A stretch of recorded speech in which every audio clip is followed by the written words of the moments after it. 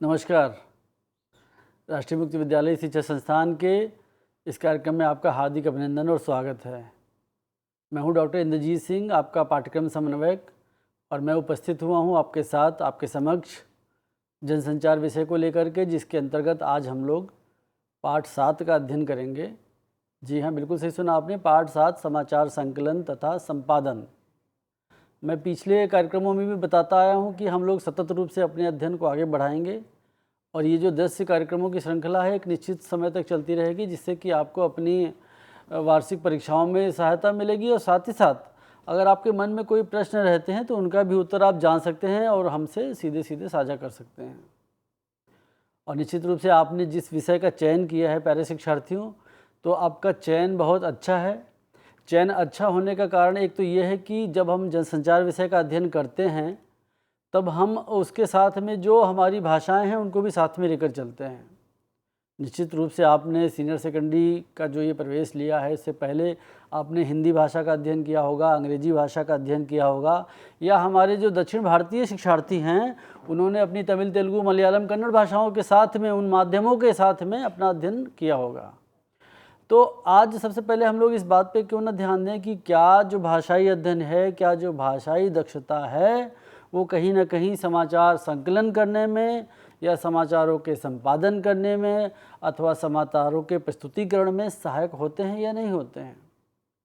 तो अब आप देखिए कि एक पत्रकार के तौर पे, एक मीडिया कर्मी के तौर पर, एक जनसंचार के अध्येता के रूप में जब अपने आप को स्थापित करते हो तो निश्चित रूप से ही आपको बोली, विचार, वाणी के ऊपर में अपना नियंत्रण रखते हुए, शब्दों के ऊपर में अपना नियंत्रण रखते हुए, वाक्य संरचना के ऊपर में अपना नियंत्रण रखते हुए, उनको उत्कृष्ट लेवल पर ले जाते हुए अपना कार्य करना होता है। तो अगर हम लोग देखें कि आज जो ये हम कार्यक्रम लेके आए तो इसमें हम लोग किस प्रकार के उद्देश्यों की चर्चा करेंगे, तो सबसे पहले हम लोग जाने कि इस कार्यक्रम के उद्देश्य क्या है। तो मैं बताना चाहूँगा प्यारे शिक्षार्थियों कि इस कार्यक्रम के उद्देश्य हैं कि आपका जो पाठ 7 है जनसंचार विषय का, उसमें हम देखेंगे कि समाचारों का संकलन कैसे किया जाता है, समाचारों को इकट्ठा कैसे करते हैं, समाचार के स्रोतों की पहचान करना हम लोग जान पाएंगे इस कार्यक्रम को देखने के उपरांत में। और साथ ही साथ हम ये भी जानेंगे कि जो संपादक होता है, उपसंपादक होता है, साथ ही साथ जो रिपोर्टर होता है, उनके अंदर कौन से निहित गुण होते हैं जिनके कारण वो अपने दायित्वों का निर्वहन अच्छे से कर पाते हैं। इस कार्यक्रम में हम ये भी जानने का प्रयास करेंगे कि कॉपी क्या है, समाचार की कॉपी का संपादन करना भी हम सीखेंगे। कॉपी एक टर्म है, वो मैं आपको बताऊंगा इस कार्यक्रम के दौरान। साथ ही साथ हम लोग ये भी जानेंगे इस कार्यक्रम में कि समाचार कक्ष की जो संरचना है, जो न्यूज़ रूम होता है, प्रायः आपने सुना होगा कि न्यूज़ रूम से आपको एक खबर आ रही है, तो वो जो न्यूज़ रूम है उसकी संरचना क्या होती है, कैसे उसके अंदर काम होता है, और कैसे एक निश्चित रूप से उन कामों का, उन दायित्वों का निर्वहन करते हुए एक संपादक, एक रिपोर्टर, एक मीडिया कर्मी आपके लिए एक अच्छी न्यूज़ प्रस्तुत करने का प्रयास करता है और कर पाता है। तो प्यारे शिक्षार्थियों, हम लोग ये जानने का प्रयास करें कि जैसे मैंने कार्यक्रम के पहले बताया कि एक मीडिया कर्मी के अंदर भाषाई दक्षता का होना बहुत ज़रूरी है। अब आप देखिए कि आपके पाठ 7 में पहले ही वर्णन किया गया है कि जब चंद्रमा पर हमारे साइंटिस्ट उतरे थे तो उसका जो वर्णन हमको देखने को मिलता है कि किस प्रकार नील आर्मस्ट्रांग जो है चंद्रमा पर उतरते हैं, उसकी व्याख्या हम लोग करते हैं। तो इस उदाहरण को आपके सेल्फ लर्निंग मटेरियल में देने का क्या महत्व है? महत्व ये है कि चंद्रमा पर उतरते हैं नील आर्मस्ट्रांग, उनको क्या महसूस हुआ होगा, उनके क्या विचार रहे होंगे, उसका उद्गार उन्होंने कैसे किया होगा, उसका वर्णन उन्होंने कैसे किया होगा, उसको हम लोग अपनी कलात्मक लेखनी से, अपनी रचनात्मक कौशल से वर्णन कर सकते हैं।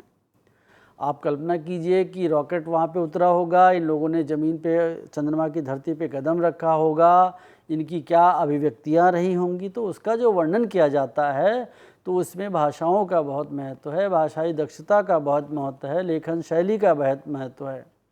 तो इससे पहले कि इस कार्यक्रम में हम और आगे बढ़ें तो निश्चित रूप से आप ये बात अपने मन में बैठा लीजिए कि एक मीडिया कर्मी के तौर पर जब अपने आप को स्थापित करते हैं प्यारे शिक्षार्थियों, तो आपके अंदर किसी एक भाषा की दक्षता, एक भाषा का कौशल, एक भाषा की लेखन शैली इतनी प्रभावी और इतनी अच्छी होनी चाहिए, उसकी वाक्य संरचना इतनी अच्छी और प्रभावी होनी चाहिए, शब्द विस्तार इतना अच्छा होना चाहिए कि आप जो बात जिस ढंग से जिस परिप्रेक्ष्य में कहना चाहते हैं उसको कह सकें, और कहने के उपरांत जिसके लिए, जिस प्रापक के लिए, जिस रिसीवर के लिए वो बात कही गई है वो उस बात को ठीक उस स्तर तक समझ सके जिस स्तर तक आपने उस संदेश को कूटबद्ध करके पहुंचाने का प्रयास किया है। और ये दक्षता आपको मिलती है भाषाई कौशल से, भाषाई अध्ययन से। तो निश्चित रूप से आज इस कार्यक्रम को देखने के उपरांत प्यारे शिक्षार्थियों, आप अपने अंदर शब्द विन्यास, वाक्य संरचना, अपनी वोकेबलरी, अपने नवीन शब्दों की खोज, ये सब चीज़ें बढ़ाएंगे और इस दक्षता को निश्चित रूप से प्राप्त कर लेंगे। अब मैंने कार्यक्रम के प्रारंभ में बताया कि हम लोग इस कार्यक्रम के दौरान परिभाषा भी जानेंगे। क्या परिभाषा है समाचार संकलन की, संपादन की, तो थोड़ा सा हम लोग परिभाषित करने का प्रयास कर लेते हैं। तो मैं परिभाषा के तौर पर आपको बताना चाहूँगा प्यारे शिक्षार्थियों कि अगर हम लोग इसको परिभाषित करने का प्रयास करते हैं तो हम पाते हैं कि समसामयिक घटनाक्रम से जुड़े तथ्यों या किसी समाचार के लिए आवश्यक संबंधित सामग्री के संकलन को रिपोर्ट कहते हैं। एक बार मैं पुनः दोहराता हूँ, समसामयिक घटना, जो घटनाक्रम हमारे आसपास घटित हो रहा है, जो भी घटनाएं आप देखते हैं, चाहे टेलीविज़न पे देखें चाहे समाचार पत्रों में देखें जिनकी रिपोर्टिंग की जा रही है, उनसे जुड़े हुए तथ्यों, फैक्ट्स, कि उस घटनाक्रम के क्या फैक्ट्स हैं। फैक्ट वर्ड बहुत इंपॉर्टेंट है यहाँ पे शिक्षार्थियों। फैक्ट का मतलब है सीधे सीधे कि आपको अपने शब्दों को या अपने विचारों को उसमें नहीं रखना है, आपको सिर्फ वो ही लिखना है जितना कि आपने देखा है, जितना कि आपके स्रोतों ने आप तक पहुंचाया है, और जो तथ्य प्रमाण के साथ आपके समक्ष उपस्थित हैं उनको ही आप दर्शाएंगे, तभी वो अच्छी रिपोर्टिंग मानी जाएगी। तो एक बार मैं पुनः दोहराता हूँ कि समसामयिक घटनाक्रम से जुड़े तथ्यों या किसी समाचार के लिए आवश्यक संबंधित सामग्री के संकलन को रिपोर्टिंग कहते हैं। आप टेलीविज़न पे देखेंगे कि दुनिया भर के रिपोर्टर फील्ड में काम कर रहे हैं। आप समसामयिक घटनाक्रम को ले लीजिए, आज मुंबई में जो घटित हो रहा है, देखिए कि स्पेशल टीम्स गई हैं दिल्ली से, विभिन्न चैनलों से, 6-6 पत्रकार, 8-8 पत्रकार यहाँ से गए हैं। क्यों? क्योंकि उस घटनाक्रम की महत्वपूर्णता इतनी अधिक है, वो इतना महत्वपूर्ण है कि उस पर रिपोर्टिंग करनी बहुत आवश्यक है। और जो मैंने शब्द यूज किया है समसामयिक, उस घटनाक्रम का समसामयिकता इतना अधिक है कि उसको रिपोर्टिंग करना अति आवश्यक है, उससे जुड़े हुए तथ्यों को ढूंढना बहुत ज़रूरी है। तो ये तो हो गई एक परिभाषा। दूसरा मैं आपको बताता हूँ कि रिपोर्टिंग का कार्य जो है साक्षात्कार के माध्यम से, खोज के माध्यम से और अवलोकन के माध्यम से किया जाता है। रिपोर्टिंग का कार्य साक्षात्कार के माध्यम से, साक्षात्कार का मतलब आप जानते ही इंटरव्यू लेना होता है कि हम आपके प्रत्यक्ष बैठ गए और आपसे बात कर ली। मैं एक अपना उदाहरण देता हूँ राष्ट्रीय मुक्त विद्यालय शिक्षा संस्थान का, कि जब आप लोग हमारे केंद्रों पर जाते हैं पर्सनल कॉन्टैक्ट प्रोग्राम के लिए, तो आप उसको भी एक तरीके से साक्षात्कार मान सकते हैं। कि जैसे आपको मान लीजिए जनसंचार विषय की कोई समस्या है, किसी पाठ के किसी विशेष भाग में आपको कोई दिक्कत आती है, तो आप सैटरडे संडे में हमारे एआई पहुंच जाते हैं और वहाँ जो भी शिक्षिका या जो भी शिक्षक आपके लिए है उससे बातचीत करते हैं। तो आप देखिए कि शिक्षक महोदय आपके सामने बैठी हैं, आप इधर बैठ जाते हैं, दोनों लोग पूछते हैं कि मैडम मुझे ये समस्या है, आप इसका बता दीजिए, इसका उत्तर बता दीजिए, मैं ये कर नहीं पा रहा हूँ। तो ये भी एक तरीके से देखिए रिपोर्टिंग हुई कि आपने साक्षात्कार के माध्यम से उन तथ्यों को जान लिया। मैं फिर रिपीट कर रहा हूँ, आपने प्रत्यक्ष साक्षात्कार के माध्यम से उन तथ्यों को जान लिया है जिनकी जानकारी आपको नहीं थी या आपको समझ में नहीं आया था। तो रिपोर्टिंग का कार्य साक्षात्कार के माध्यम से होता है, खोज के माध्यम से होता है और अवलोकन के माध्यम से होता है। अब खोज के माध्यम से कैसे होता है? हम लोग कहते हैं ना खोजी पत्रकारिता, इन्वेस्टिगेटिव जर्नलिज्म। अब खोजी पत्रकारिता में पत्रकार खोज कैसे करता है? तो पत्रकार खोज करता है रिपोर्टिंग के दौरान कि एक तथ्य को पकड़कर, एक सिरे को पकड़कर, एक बीट को पकड़कर, एक फैक्ट को पकड़कर, एक बिंदु को पकड़कर वो उसी दिशा में आगे बढ़ने का प्रयास करता है जिधर वो न्यूज़ स्टोरी जा रही होती है। जिस घटनाक्रम के हिसाब से वो घटना घटी होगी, उसी संभावना के आधार पर वो रिपोर्टर उस दिशा की ओर बढ़ता है और निश्चित रूप से उस खोज को कर लेता है जिसके के लिए उसने अपने दिमाग में एक खाका बनाया था कि ये घटना घटित हुई है, तो निश्चित रूप से इसका ये कारण हो सकता है और ये उसके अनुभव के हिसाब से वो कर पाता है, उसके जो जीवन पर्यंत उसने रिपोर्टिंग की है उसका जो उसको विशेष अनुभव है उसके आधार पर वो कर पाता है। तो प्यारे शिक्षार्थियों, एक चीज़ मैं और बताना चाहूँगा परिभाषा के जो अपने भाग में, कि संपादक किसी घटना विशेष का समाचार संकलन करने का निर्देश किसे देता है? रिपोर्टर को देता है। तो इसका मतलब हुआ कि आपको एक असाइनमेंट दिया गया है। आप हमेशा देखते होंगे कि कोई आपके मित्र रहे हों या कोई आपके सीनियर रहे हों, वो कहेंगे कि मेरे असाइनमेंट हेड ने मुझे ये काम दिया है। अब देखिए, आपने सुना होगा ये शब्द। तो इसका मतलब है कि विशेष रूप से वह व्यक्ति जो दिन भर के असाइनमेंट की एक सूची लेकर के तैयार रहता है, मान लीजिए उसने 10 असाइनमेंट की सूची बनाई हुई है, मतलब उसको एक क्रम में रखा हुआ है और उसके सामने लिखता है कि ये फला रिपोर्टर करेगा, ये फला रिपोर्टर करेगा, और उसी के हिसाब से उसको असाइनमेंट दे दिए जाते हैं सवेरे कि आपको ये चीज़ें पता करके आनी है, आप फील्ड में जाइए। अब देखिए कि असाइनमेंट हेड ने आपको रिपोर्टर को दे दिया काम कि आप ये करने जाइए।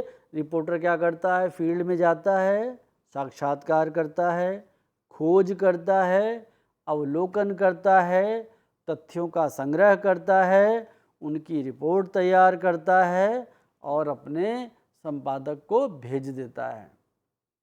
तो कितना निश्चित तरीके से, कितना सिस्टमैटिक तरीके से, कितना व्यवस्थित तरीके से इस काम को करने का प्रयास किया जाता है। अब मान लीजिए हम लोग देखते हैं कि अभी लोकसभा प्रारंभ हुई है। लोकसभा प्रारंभ हुई है, ये मानसून सत्र के नाम से इस सत्र को संबोधित किया गया। तो सवेरे सवेरे आदरणीय प्रधानमंत्री जी का एक उद्बोधन होता है छोटा सा। तो उस क्षेत्र की रिपोर्टिंग जिस पत्रकार को है, जिस रिपोर्टर को है, एक तो उसको यह पता होना चाहिए कि आज से मानसून सत्र प्रारंभ हो रहा है। तो इसका मतलब है मानसून सत्र प्रारंभ होने से पहले माननीय प्रधानमंत्री जी का उद्बोधन भी आएगा। अब माननीय प्रधानमंत्री जी का उद्बोधन होगा तो वो कहाँ पर होगा? तो आप देखिए कि सवेरे के सवेरे सारे के सारे रिपोर्टर वहाँ पे एकत्र हो जाते हैं, माननीय प्रधानमंत्री जी आते हैं और अपना उद्बोधन देते हैं कि किस प्रकार हम लोग इस कोरोना काल में बचते हुए, ध्यान रखते हुए कि किस प्रकार से संक्रमण और न फैले, हम लोगों ने इस मानसून सत्र का आयोजन किया है और इसी के साथ हम लोग इस सत्र को संपन्न करेंगे और इतने इतने बिंदु लेकर के हम चर्चा के लिए आए हैं, इतने विधेयक लेके आए हैं, इन पर हम लोग व्याख्या करेंगे। तो रिपोर्टर का दायित्व तो है कि अपने कार्य को करने से पहले, साक्षात्कार को करने से पहले वो यह देख ले कि उसको क्या असाइनमेंट मिला है, उसके असाइनमेंट हेड ने उसे क्या काम दिया है, उसको किस प्रकार से उसको करना है, उसके हिसाब से उसको आगे बढ़ना चाहिए। और प्यारे शिक्षार्थी, यकीन मानिए कि आप तो 12वीं स्तर पे ये अध्ययन कर रहे हैं। अगर आपके अंदर एक दक्षता है, भाषाई कौशल है, अभिव्यक्तियों को रखने का आप प्रयास करते हैं अच्छे से, तो निश्चित रूप से आप मेरा यकीन कीजिए कि एक अच्छे रिपोर्टर के तौर पर आप अपने आप को स्थापित कर सकते हैं। बस आपके अंदर एक ललक होनी चाहिए कि मुझे फला तथ्य खोज लेने हैं, फला व्यक्ति से साक्षात्कार ले लेना है। आपकी भाषा शैली अच्छी होनी चाहिए, आपकी लेखनी अच्छी होनी चाहिए, आपको पढ़ने का शौक़ होना चाहिए, आपको लिखने में मज़ा आना चाहिए। जब इन चीज़ों को आप आनंदित होकर करेंगे तो निश्चित रूप से एक रिपोर्टर के तौर पर आप अपने आप को रख पाते हैं। तो जैसा कि इस कार्यक्रम का नाम भी है कि समाचार संकलन और संपादन, तो संकलन तो ठीक है, अभी हम पहले संपादक के कार्य जान लेते हैं कि संपादक करता क्या होगा। हम लोग प्रायः पढ़ते हैं कि अमुक समाचार पत्र के संपादक ने अपनी संपादकीय में ये लिख दिया, संपादक ने फला रिपोर्टर की रिपोर्ट को खारिज कर दिया। तो संपादक क्या इतना दायित्ववान पद होता है या संपादक का इतना नियंत्रण रहता है किसी समाचार पत्र पर या समाचार चैनल पर या रेडियो के न्यूज़ बुलेटिन पर? तो ये भी जानने का हम लोग प्रयास करेंगे। तो सबसे पहले देखें कि संपादक क्या करता होगा प्यारे शिक्षार्थियों। तो हम लोग ये देखेंगे कि संपादक जो है पहले तो रिपोर्टों को पढ़ता है। अब रिपोर्टों को पढ़ने का क्या अर्थ हुआ कि जो विभिन्न क्षेत्रों से पत्रकार रिपोर्ट भेज रहे हैं, रिपोर्टर्स रिपोर्ट भेज रहे हैं, उनको वो बड़े ध्यान से पढ़ता है। अब पढ़ने के साथ साथ उन रिपोर्टों को वो सुधारता भी है। क्यों सुधारता है? क्योंकि रिपोर्टर तो फील्ड में है। मान लीजिए उसने अपने मोबाइल से वो टाइप करके भेजा है या लैपटॉप से भेजा है, तो हो सकता है कि उसमें भाषाएं अशुद्धियाँ रह गई हों, वाक्य संरचना बहुत अच्छी न रह गई हो, या फिर संपादक यह भी देखता है कि ये जो भाषा का प्रस्तुतिकरण है क्या हमारे चैनल के आधार पर है या हमारे समाचार पत्र की जो शैली है उसके आधार पर है या नहीं है। इसके हिसाब से भी वो उसको संपादित करता है। साथ ही साथ हम ये देखते हैं कि रिपोर्ट में वो नए तत्वों को भी जोड़ता है। आज असाइनमेंट ने आपको दे दिया कि आप जाएंगे संसद भवन परिसर में और देखेंगे कि किस प्रकार की घटनाक्रम हो रही है, आपको ये लेके आना है। लेकिन इससे पहले इसकी पूर्व संध्या पर लोकसभा के अध्यक्ष ने अगर कुछ बोला है तो रिपोर्टर के साथ साथ संपादक का भी दायित्व यहाँ बढ़ जाता है कि सबसे पहले वो माननीय लोकसभा के अध्यक्ष का छोटा सा एक बाइट लगाएगा, फिर प्रधानमंत्री का बाइट लगाएगा, फिर सदन की कार्यवाही को वो दिखाएगा या समाचार पत्र में उसका वर्णन करेगा। तो संपादक के इसका मतलब है कि जो कार्य हैं वो बहुत ही महत्वपूर्ण है। संपादक का जो कार्य है वो इसलिए भी महत्वपूर्ण है, एक प्रकार से देखा जाए तो संपादक ही लीड करता है, संपादक ही नेतृत्व करता है कि किस प्रकार के समाचारों को संकलित किया जाए, किस प्रकार के समाचारों को प्रदर्शित किया जाए। और जो सबसे इसका बेहतर कार्य होता है कि मूल रिपोर्ट को बेहतर करके प्रदर्शित करता है संपादक। भाई आपने फील्ड से अपनी योग्यता, अपनी दक्षता, अपनी भाषा शैली के हिसाब से रिपोर्टिंग कर दी, लेकिन जो समाचार पत्र है, जो न्यूज़ चैनल है, जो रेडियो का बुलेटिन है, उसकी एक शैली है, उसका एक प्रस्तुतिकरण का तरीका है। तो उस सांचे में ढालने का जो कार्य है, उस प्रस्तुतिकरण को निखारने का जो कार्य है प्यारे शिक्षार्थियों, वो संपादक करता है। इसलिए हम कहेंगे कि संपादक के कार्य बहुत ही महत्वपूर्ण होते हैं और संपादक एक निश्चित फ्रेमवर्क के हिसाब से उस कार्य को करता है, जिससे कि वो अपने समाचार पत्र को, अपने न्यूज़ बुलेटिन को, अपने टेलीविज़न चैनल को एक निश्चित गति देता है, एक निश्चित आयाम देता है और आगे बढ़ता है। तो प्यारे शिक्षार्थियों, हम लोग बात करें कि जब हम लोगों ने संपादक की इतनी बात करी है तो इसका मतलब है कि संपादक के अंदर कुछ निहित गुण भी होते होंगे। अब ये संपादक के अंदर जो निहित गुण होते हैं, इन्हीं के चलते ही ये संपादक बने होते हैं। एक सीधा सा उदाहरण मैं देता हूँ कि जो बच्चा 12वीं करके बीजीएमसी करके फील्ड में जाता है, रिपोर्टर बनता है, तो अपने अच्छे काम से, अपनी अच्छी पकड़ से, अपने अच्छे भाषाई कौशल से फिर वो धीरे धीरे उपसंपादक भी बनता है, फिर धीरे धीरे संपादक भी बनता है, फिर धीरे धीरे चैनल हेड भी बनता है। तो इसका मतलब है कि आपके अंदर जितनी अच्छी रचनात्मक कौशल होती जाएगी, आपके अंदर जो अन्य गुण हैं वो दिखते जाएंगे, तो आप उस क्षेत्र में आगे बढ़ते चले जाएंगे। तो संपादक के गुणों का मैं यहाँ पे वर्णन करना चाहूँगा जो कि आपकी सेल्फ लर्निंग मटेरियल में दिए गए हैं। तो वो गुण हैं कि संपादक के अंदर रचनात्मक कौशल होना चाहिए।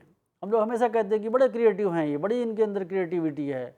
तो रचनात्मक कौशल होने की क्या आवश्यकता है कि आपके मान लीजिए समाचार पत्र है, उसमें 8 कॉलम में न्यूज़ जाती है, बीच में आप फ़ोटो छापते हैं, तो वह निर्णय कौन लेता है कि फ़ोटो रंगीन छपेगी या श्वेत श्याम छपेगी?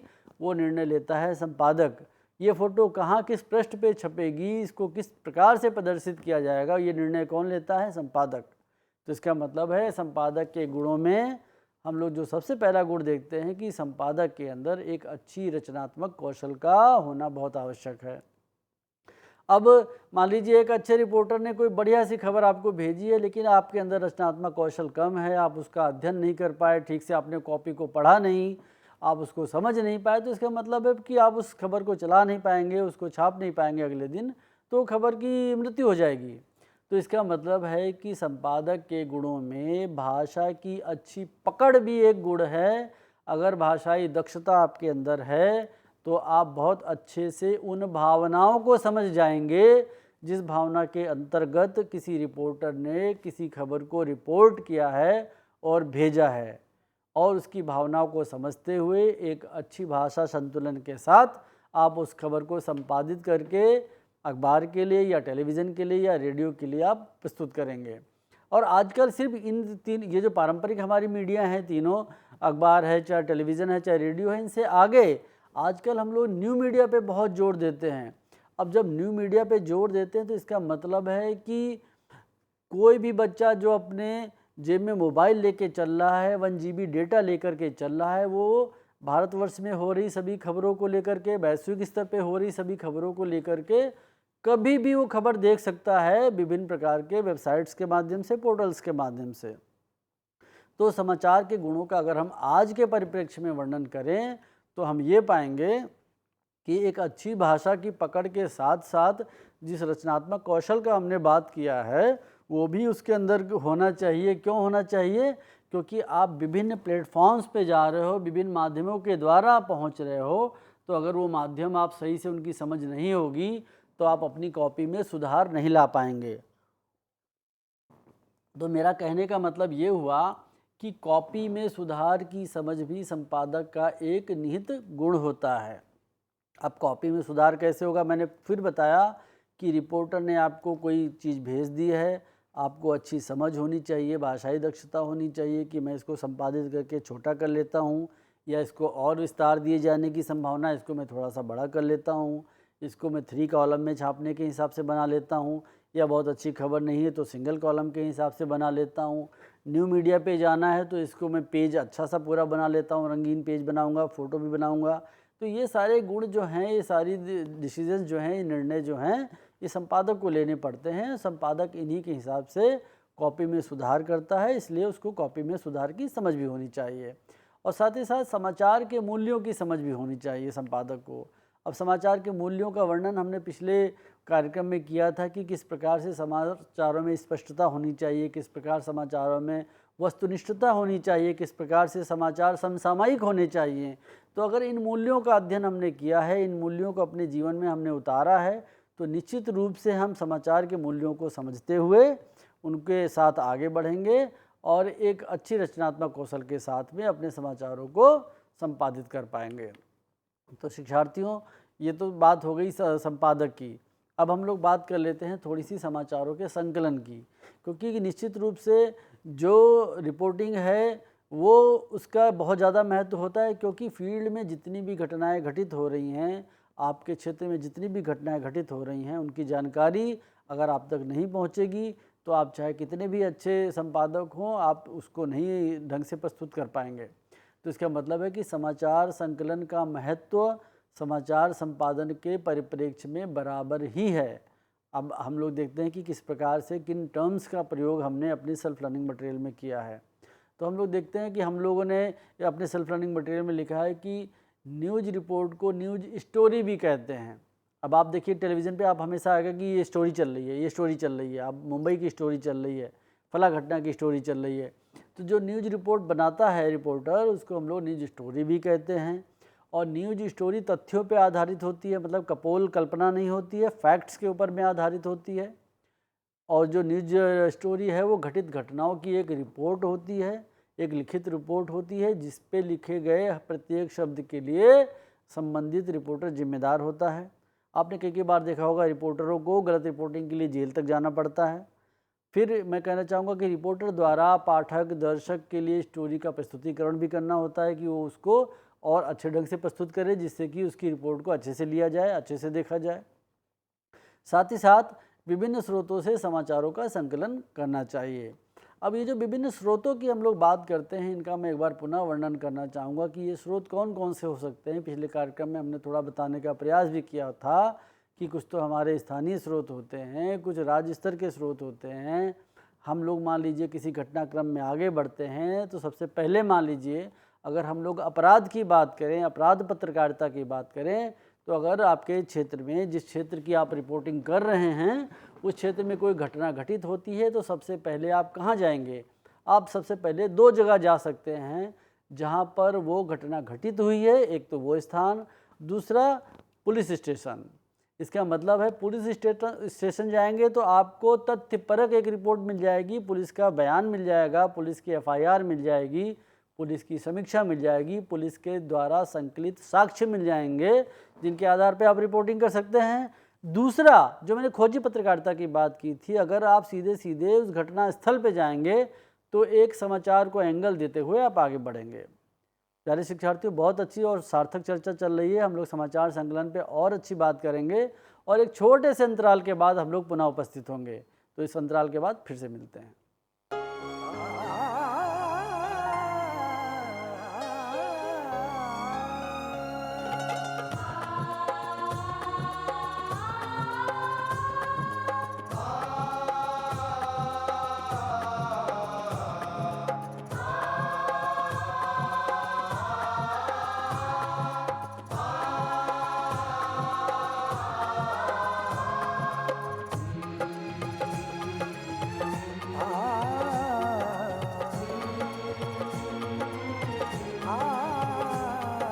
जीवन ये प्रकाशित करने, राहों को आलोकित करने, जीवन ये प्रकाशित करने, राहों को आलोकित करने, हम अपना दीपक स्वयं बने, हम अपना रास्ता स्वयं चुने, हम अपना दीपक स्वयं बने, हम अपना रास्ता स्वयं चुने। जीवन ये प्रकाशित करने, राहों को आलोकित करने।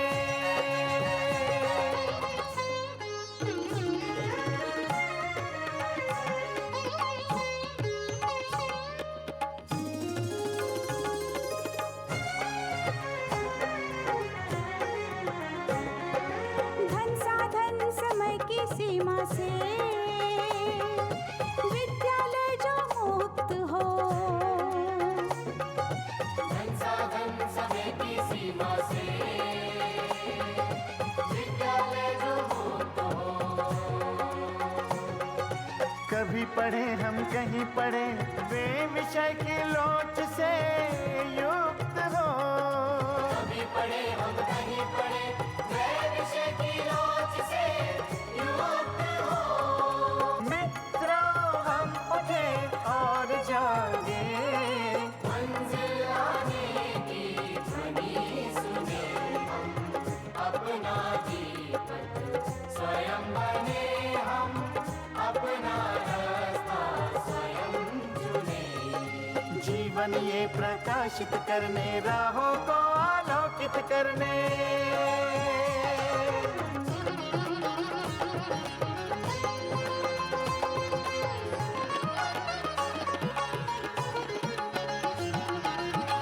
राष्ट्रीय मुक्त विद्यालय का है द्वार खुला सबकी खातिर। शिक्षा परीक्षा का अवसर एक बार ही क्यों मिलता फिर शिक्षा परीक्षा का अवसर एक बार ही क्यों मिलता फिर दुनिया में इसके केंद्र बात कोई मन चाहा केंद्र चुने, हम अपना दीपक स्वयं बने, हम अपना रास्ता स्वयं चुने, कोई मन चाहा केंद्र चुने,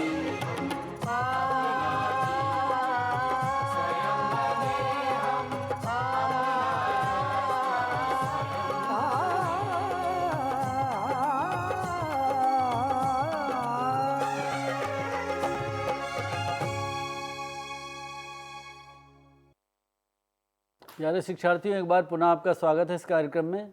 और हम लोग बहुत ही अच्छी चर्चा कर रहे हैं अपने पाठ 7 पर, और हम लोग जान रहे हैं समाचारों का संकलन कैसे होता है और संपादन कैसे होता है। और निश्चित रूप से ये जो पाठ 7 है हमारे पूरे पाठ्यक्रम का, पूरे हमारे सेल्फ लर्निंग मटेरियल का सबसे महत्वपूर्ण पाठ है। मैं शुरू से बता रहा हूँ कि अगर इस पाठ का अध्ययन हम लोग बिल्कुल सटीकता से, बिल्कुल अच्छे से कर लें तो निश्चित रूप से ये ऐसा पाठ है कि जो आपके सभी पाठों में पूरक का काम करता है। इसके अंतर्गत जो भी तथ्य बताए गए हैं, जो भी कंटेंट दिया गया है, वो अन्य पाठों के लिए भी लागू होता है। चाहे हम लोग रेडियो की बात करेंगे, टेलीविज़न की बात करेंगे, न्यू मीडिया की बात करेंगे, एडवर्टाइजिंग की बात करेंगे या जनसंपर्क की बात करेंगे। तो इस पाठ को मुझे लगता है कि आपको बहुत अच्छे से पढ़ना चाहिए और बहुत अच्छे से इसका अध्ययन करना चाहिए। हम लोग बात कर रहे थे कि विभिन्न प्रकार के स्रोतों से हम लोग समाचारों का संकलन करते हैं। बहुत सारी घटनाक्रम मैंने बताई भी थी, मैंने पार्लियामेंट का भी जिक्र किया कि इस प्रकार से मानसून सत्र प्रारंभ हुआ है, मानसून सत्र की जो भी रिपोर्टिंग हो रही है वो किस प्रकार से हो रही है।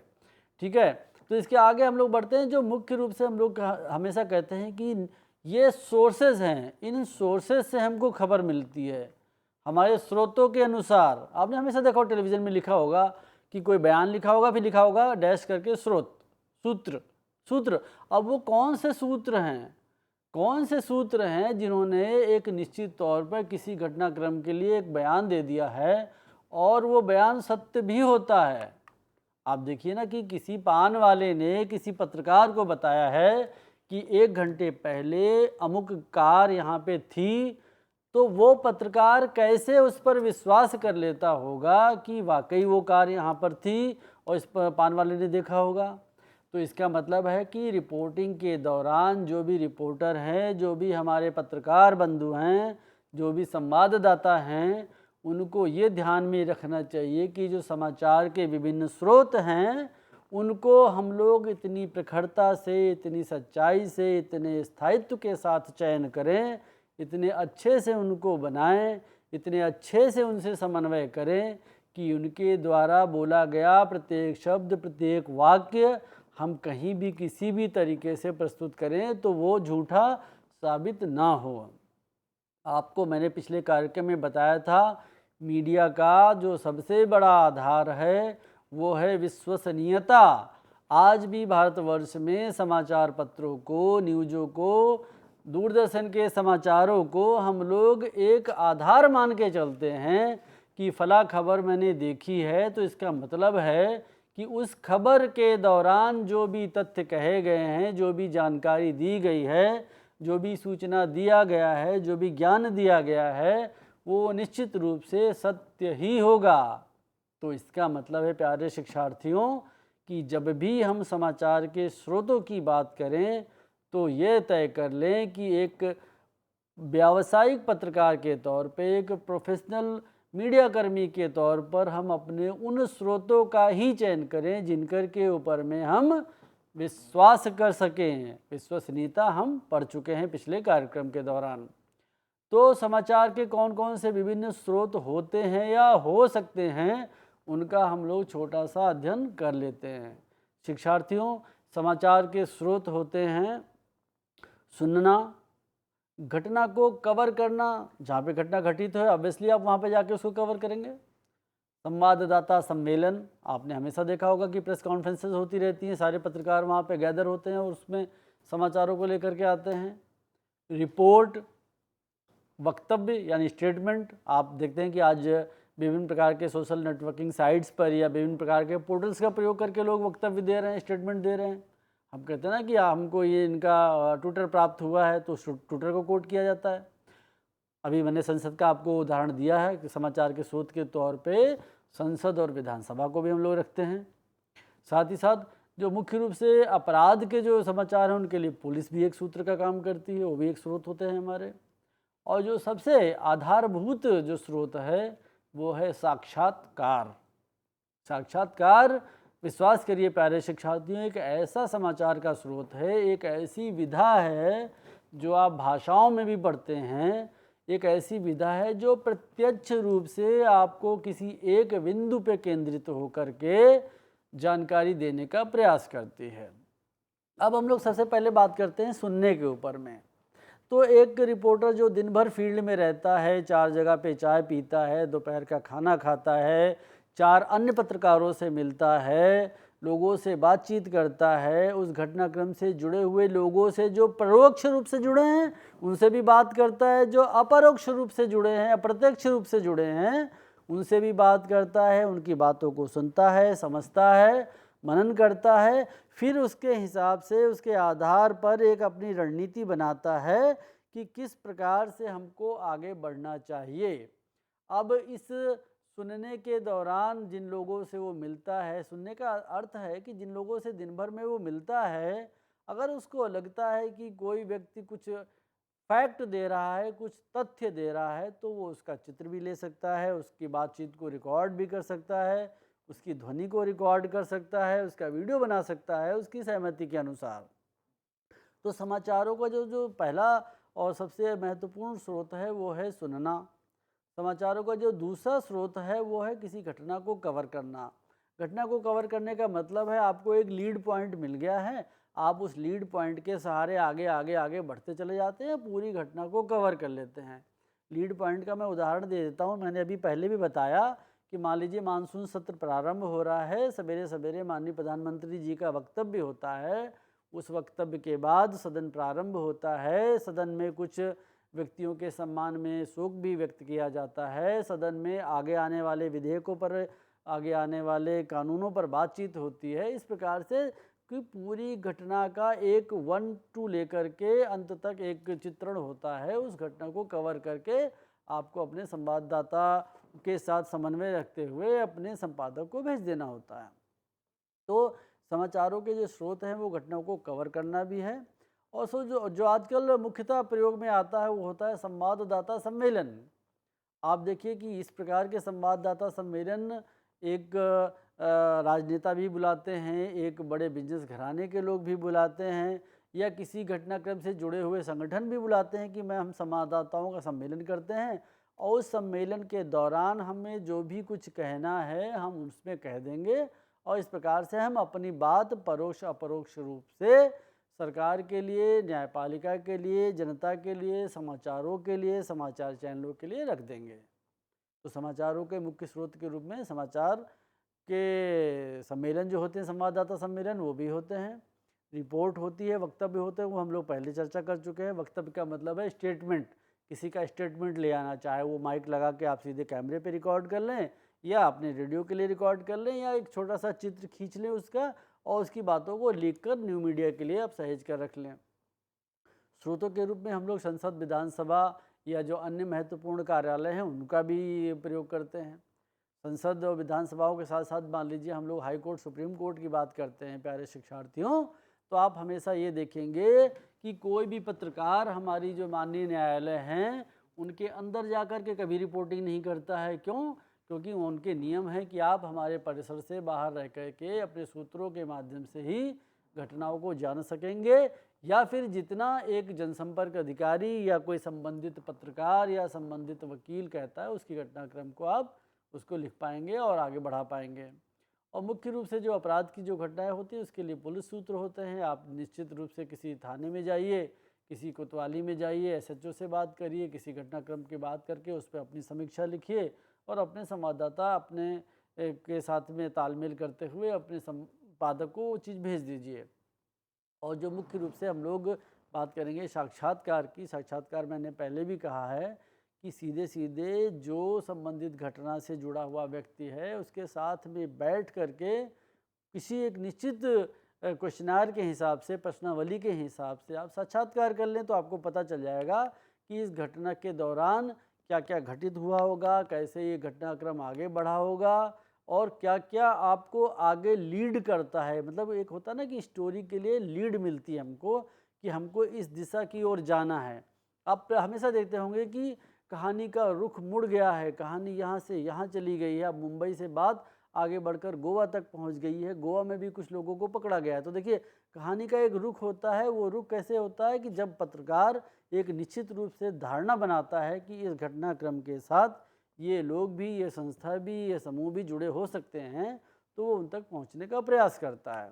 तो इस प्रकार से जो हम लोग समाचारों का संकलन करते हैं प्यारे शिक्षार्थियों, और इस प्रकार से हम लोग विभिन्न माध्यमों के द्वारा इनका प्रदर्शन करते हैं, चाहे वो मुद्रित माध्यम हो, प्रिंट मीडिया हो, चाहे रेडियो हो, चाहे टेलीविज़न हो, या फिर न्यू मीडिया हो। तो इनके प्रदर्शन के लिए जो हम लोग एक अलग अलग इनकी श्रेणियां बनाते हैं कि किस प्रकार का समाचार है, या इस प्रकार का समाचार हमारे अखबार में नहीं छपता है, या अमुक न्यूज़ चैनल इस प्रकार के ही समाचार दिखाता है, तो क्यों ना हम लोग थोड़े समाचार के प्रकारों के बारे में भी बात कर लें।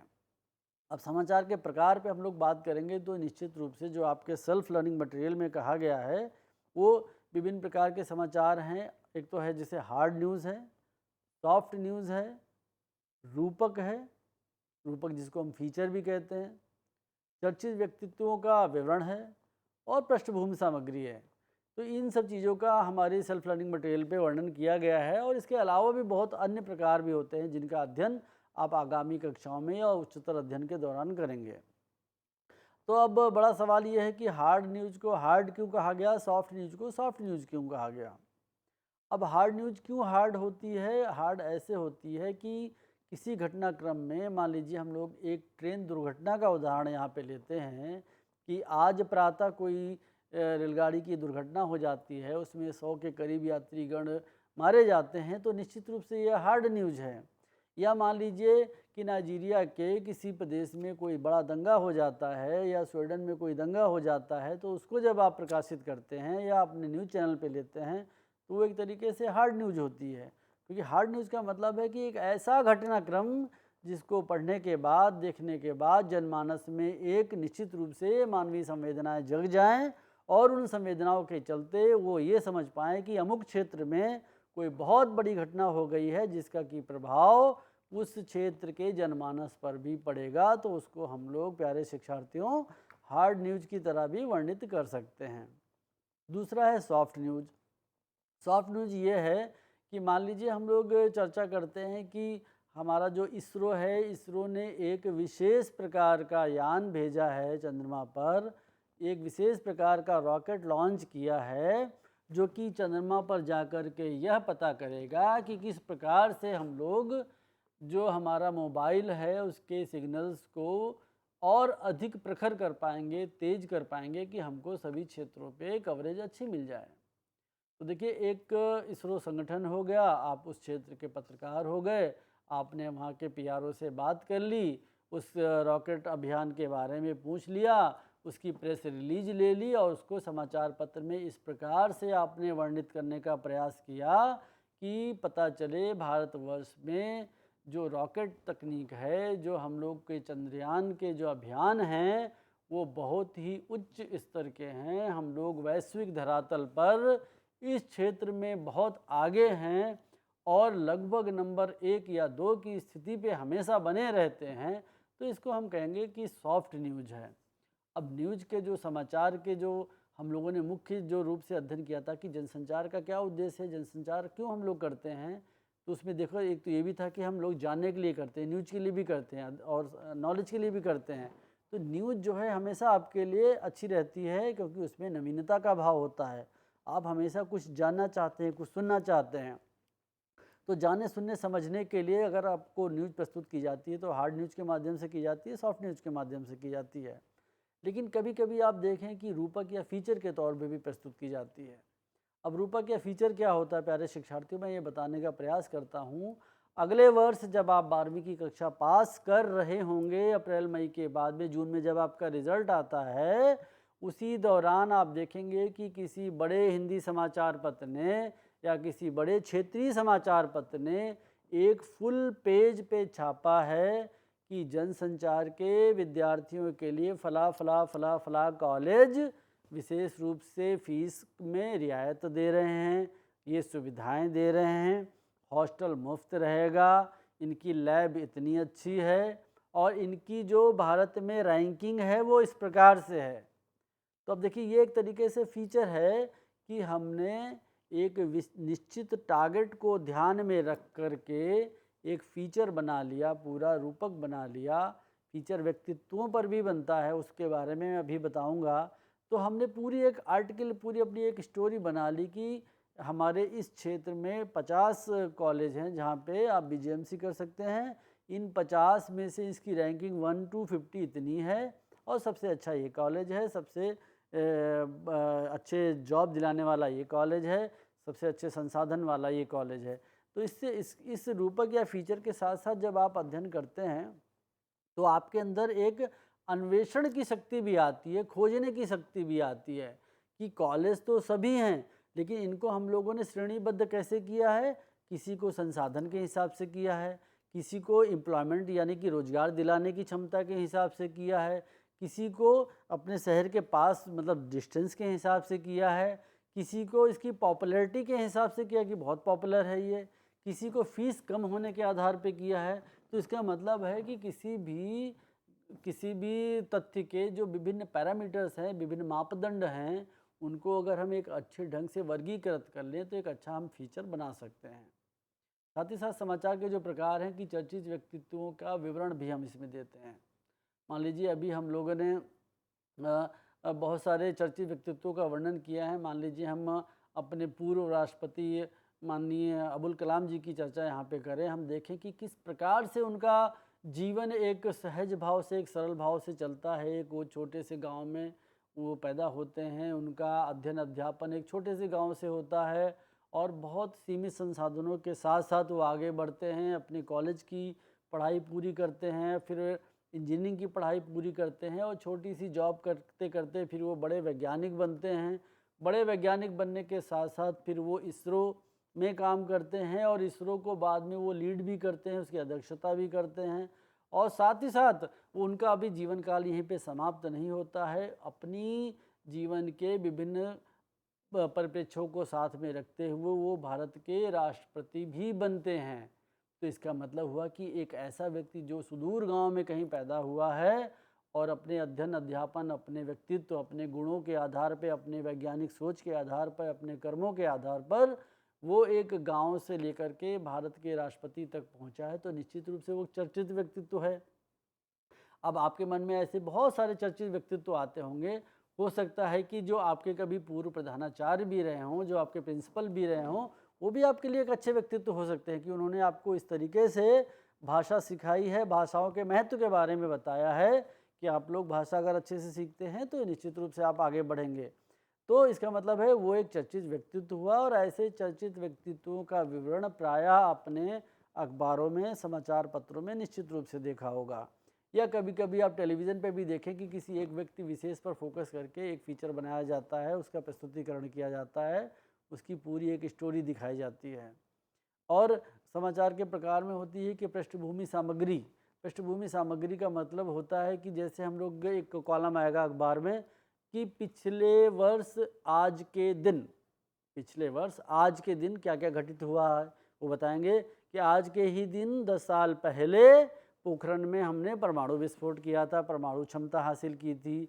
आज के दिन ही भारत फला देश को स्वतंत्र करा पाया था।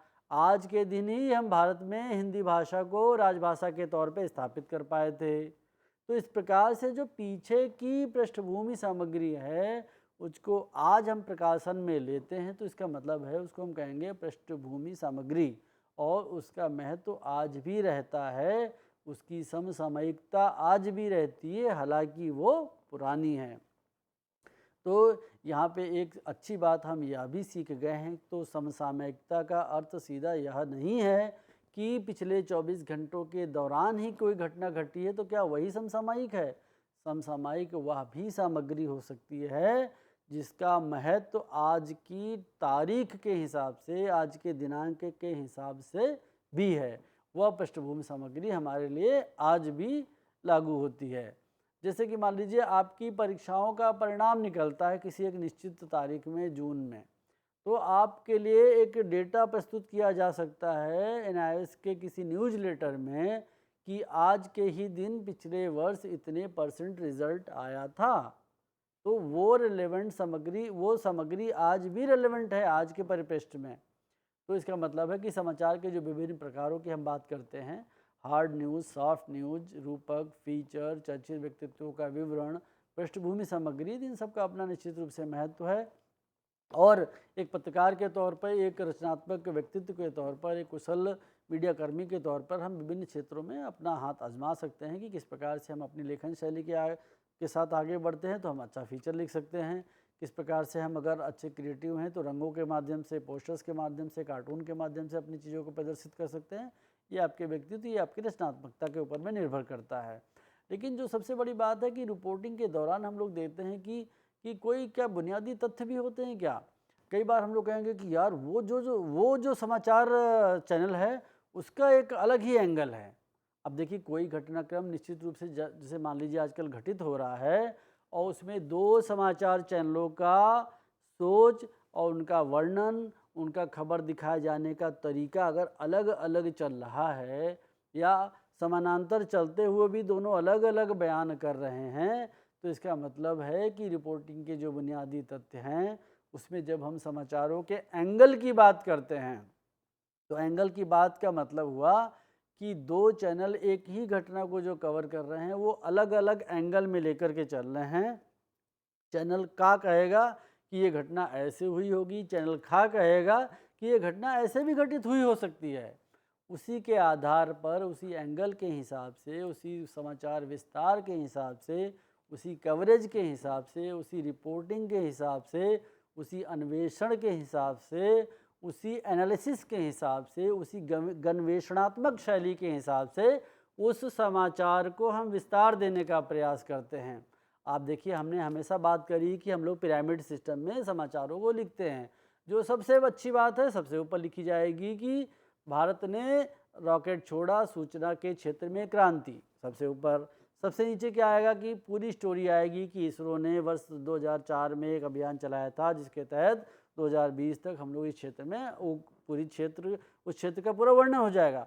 तो पिरामिड शेप में जब कभी हम समाचारों को प्रदर्शित करने का प्रयास करते हैं तो हम देखते हैं कि टॉप टू बॉटम हम पूरे तथ्यों को उसमें समाहित करने का प्रयास कर लेते हैं और कोई भी ऐसी घटनाक्रम, कोई भी ऐसा तथ्य, कोई भी ऐसा फैक्ट छूटने नहीं पाता है। सभी चीज़ों को हम उसमें साथ लेके चलते हैं। तो प्यारे शिक्षार्थियों, हम लोगों ने रिपोर्टिंग के जो बुनियादी तथ्य हैं उनमें समाचार के एंगल को जानने का प्रयास किया है और समाचार के विस्तार को जानने का प्रयास किया है। और इसके साथ साथ हम लोग देखें कि एक अच्छा समाचार क्या हो सकता है। हम लोग कहते हैं ना कि यार आज हमने ये न्यूज़ सुनी है, बहुत अच्छी है। तो वो अच्छा जो समाचार जो आपको अच्छा लगा, उस अच्छे समाचार के क्या गुण होते हैं जो कि आपने किसी समाचार पत्र में पढ़े हैं या किसी टेलीविज़न चैनल में देखे हैं। तो सबसे जो बड़ा गुण है वो है स्पष्टता, क्लैरिटी, कि मतलब आपने कुछ पढ़ा और आपने उसको ठीक वही समझा जो आपको समझाने का प्रयास उस रिपोर्टर, उस संपादक, उस अखबार, उस टेलीविज़न चैनल ने किया। तो इसका मतलब है जो कि हम लोग जनसंचार की परिभाषा पढ़ते हैं कि कोई भी कूट करके संदेश आप तक भेजा जाता है, उसको आप समझ जाते हैं। कोडिफाइड जो आपके पास संदेश आया है उसको समझ जाते हैं, उसका फीडबैक आप देते हैं कि हाँ ये बात हमें समझ में आ गई है। तो जो परिभाषा हम पढ़ कर के आए हैं प्यारे शिक्षार्थियों, उसके आधार पर हम कह सकते हैं कि एक अच्छे समाचार के गुण में हम लोग स्पष्टता देखते हैं और फोकस देखते हैं। फोकस का क्या अर्थ हुआ कि अगर हम लोग शिक्षा की बात कर रहे हैं, अगर हम लोग दूरस्थ शिक्षा की बात कर रहे हैं, अगर हम लोग स्कूली शिक्षा की बात कर रहे हैं, तो हम कहाँ पहुँच गए? NIOS पे पहुँच गए। हम लोग शिक्षा की बात कर रहे हैं, पूरा ग्लोब हो गया। हम लोग दूरस्थ शिक्षा की बात कर रहे हैं तो ओपन यूनिवर्सिटीज़ हो गई, ओपन स्कूलिंग हो गई। हम लोग स्कूल स्तर की शिक्षा की बात कर रहे हैं तो सिर्फ NIOS हो गया। हम लोग माध्यमिक स्तर की बात कर रहे हैं तो 10वीं तक की हो गई पढ़ाई। हम लोग विज्ञान विषयों की बात कर रहे हैं तो फिजिक्स, केमिस्ट्री, बायोलॉजी हो गई। तो इसका मतलब है एक अच्छा समाचार अपने आप में इतना अच्छे से फोकस होता है कि वो आपको वहीं पर ले जाता है जहाँ पर आपको पहुँचना है, जहाँ पे उस लक्षित पाठक को, उस लक्षित श्रोता को पहुँचना है। और साथ ही साथ एक अच्छे समाचार के गुण हैं कि उसमें वस्तुनिष्ठता होनी चाहिए, फैक्टफुल होना चाहिए और विश्वसनीयता की बात हमने हमेशा से की है। अगर समाचार विश्वसनीय नहीं है तो निश्चित रूप से उसका कोई फ़ायदा नहीं है और कोई लाभ नहीं है। और हम देखें कि इन्हीं समाचारों को हम लोग ब्रेकिंग न्यूज़ के माध्यम से, एक्सक्लूसिव तथा स्कूप के माध्यम से भी पढ़ते हैं। अब एक्सक्लूसिव या स्कूप क्या होता है? हम लोग देखते हैं कि एक रिपोर्टर विशेष द्वारा जब कोई चीज़ कवर की जाती है, मतलब एक कोई स्पेसिफिक रिपोर्टर कोई चीज़ कवर करता है तो हम लोग उसको एक्सक्लूसिव या स्कूप कहते हैं। और यही एक्सक्लूसिव या स्कूप जो है उस रिपोर्टर के लिए एक उपलब्धि भी होती है। हम लोग कहेंगे कि अरे ये काम उस रिपोर्टर ने किया, तो इसका मतलब है कि इससे उसके सम्मान में भी वृद्धि होती है। तो जो ब्रेकिंग न्यूज़ है, एक्सक्लूसिव है, स्कूप है, ये भी बहुत इंपॉर्टेंट होते हैं। और निश्चित रूप से प्यारे शिक्षार्थियों, आज जिस पाठ 7 का आज हम अध्ययन कर रहे हैं, मैं एक बार फिर दोहराऊंगा कि ये बहुत महत्वपूर्ण पाठ है। इस पाठ को आप अलग से एक रणनीति के माध्यम से भी पढ़िए। इस पाठ को आपने अगर बहुत ढंग से पढ़ लिया और अपने अंदर इसका मनन कर लिया, आत्मसात कर लिया, इसको आपने ठीक से समझ लिया, तो आप निश्चित रूप से एक जनसंचार का जो आप अध्ययन कर रहे हैं उसको सार्थक दिशा दे पाएंगे और इसको अपने जीवन में अमल में भी ला पाएंगे।